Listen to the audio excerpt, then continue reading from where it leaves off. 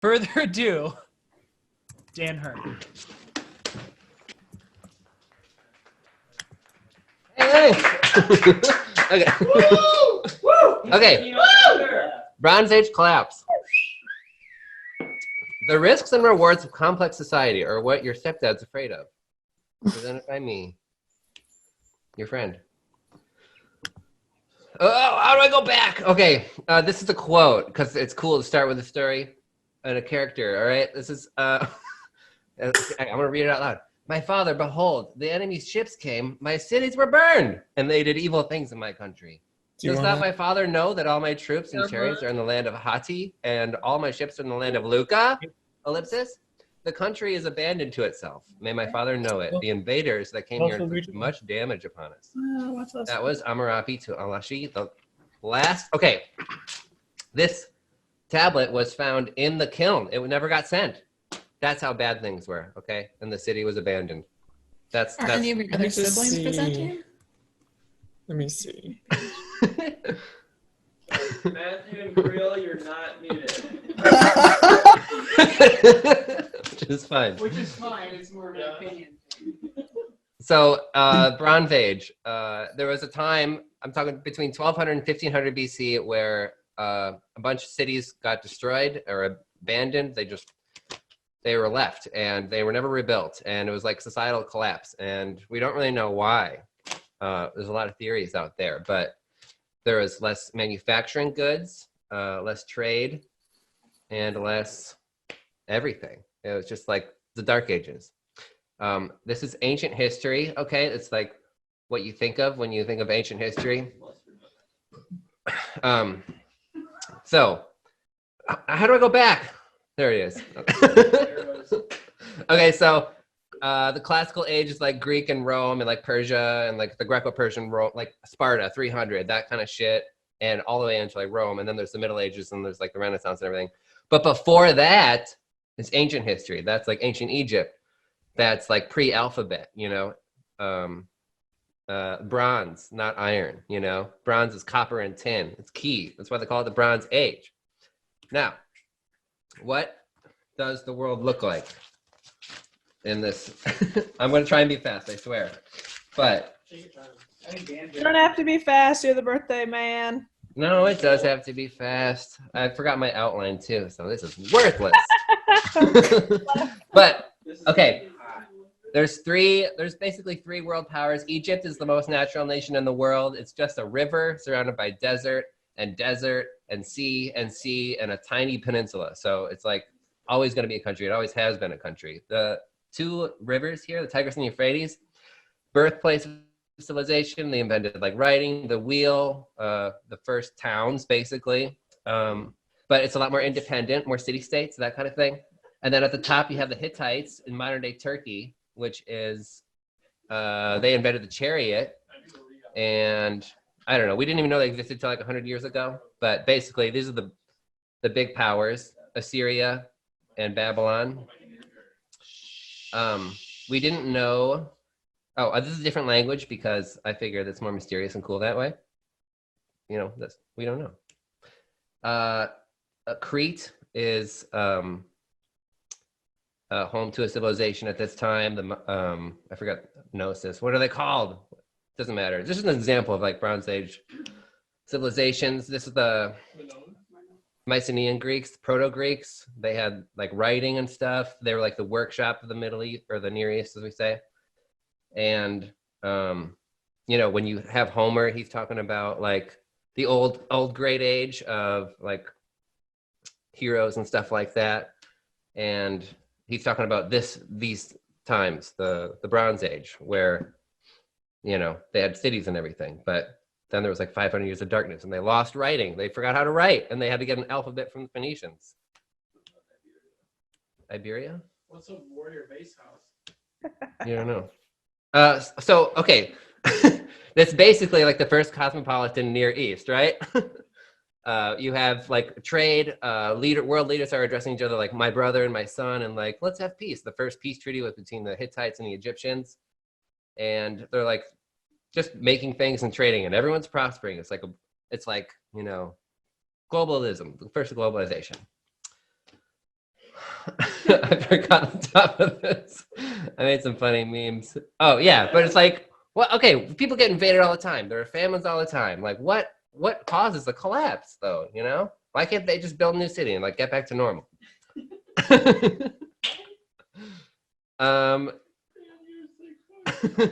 There are a couple of theories. Okay, here are the basic theories, right?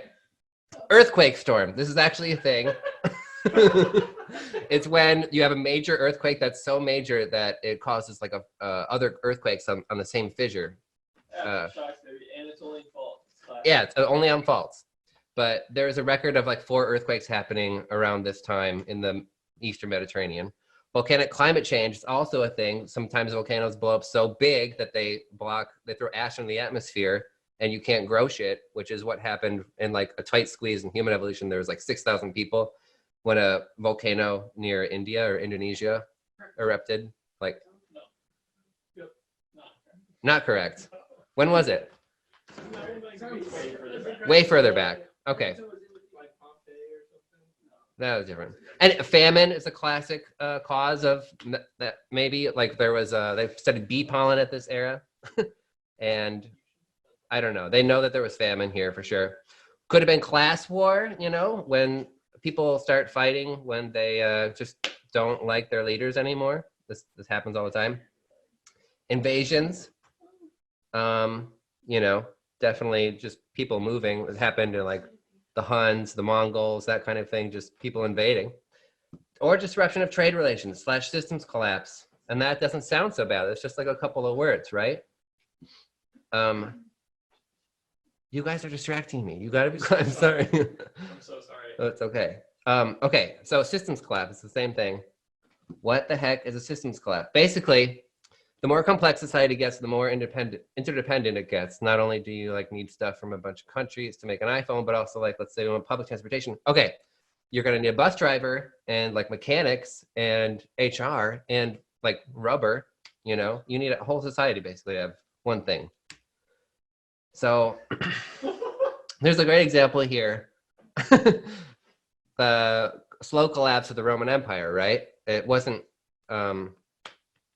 like people are like, what caused the collapse? And it's like barbarians. It's like, basically it's the whole system itself just kind of got worse and worse and less efficient over time. And it got strained and it just became a big thing. So let's use them as an example. I'm gonna try and go faster, I'm so sorry. So this is the Roman world. But let's just go through what happened maybe. Cost of maintaining the garrisons goes up and the Germans are getting like organized. They went from being tribes to being like, oh, there's a whole empire over there. Maybe we should like have a kingdom, you know, or like just join up instead of just being a bunch of little towns. But society come to depend on the resources from a certain region. Like let's say we like coal. Like they don't have coal in Italy. They do, but whatever. It's just an example. And everybody has coal ovens, okay? They're not going to go back to using wood ovens. It's like if we have coal power plants, we're not going to switch back to oil power plants, which we switched from oil to coal when there was a oil crisis in the 70s. But it generally is like it's a big strain. You can do it, but it's a hassle. You don't want to do it. Can we get coal from somewhere else? Nope. Do the soldiers really need another raise? Do the soldiers need another raise? Yes, because this is what happened. Like emperor after emperor after emperor, they'd be like, "Oh, you don't want to give us a raise? Well, that guy does. So we're just going to kill you." And now we have this guy being our emperor. I use tin and copper as like an example because neither of them really are in the same place, and tin is actually really, really rare. It's about as common as uranium, I think. So it's not super common. And you need it to make bronze. So you need like a system to get civilization, basically. You need like a trade. You need a cosmopolitan society. Okay, so what does it look like in the Bronze Age, a slow systems collapse?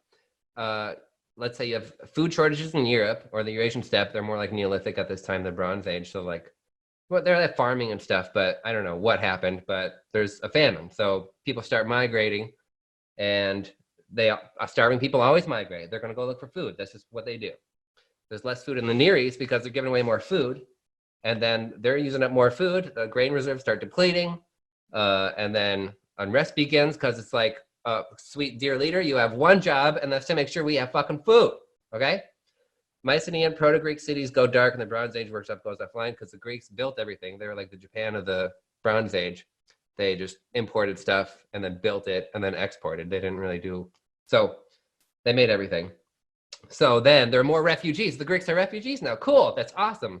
That's just what we wanted. So Egypt and the Hittites are like, there's so many refugees, can like, maybe not all of you. And then they're like, maybe not, or we can just like all kill you if you don't want us to like come in here. And then also here come like the sea people to raid the coast and just attack what you have left. So then international trade breaks down, like you can't build anything anymore. Economic capacity crashes. There's no new farm tools, there's no new swords, like a generation's worth of manpower is dead because there's been fighting with all these sea peoples. Many rulers are just straight up dead, bro. Those that are left ain't got no kind of legitimacy.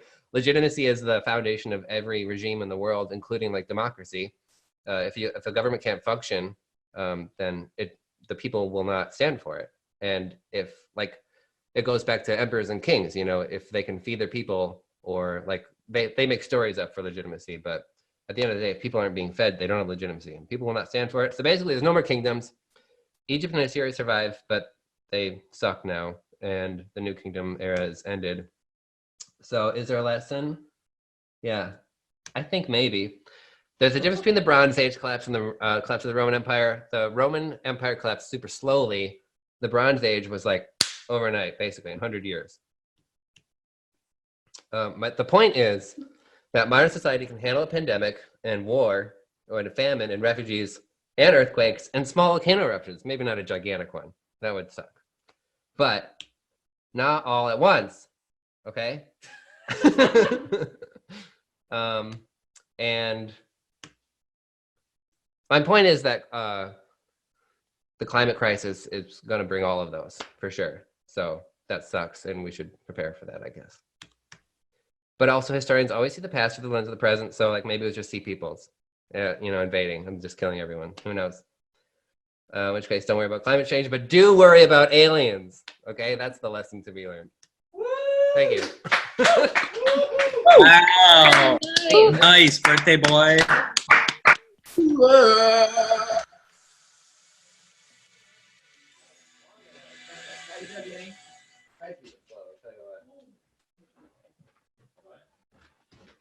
Ladies and gentlemen, that was Dan Herr presenting our Bronze Age. I got iced, so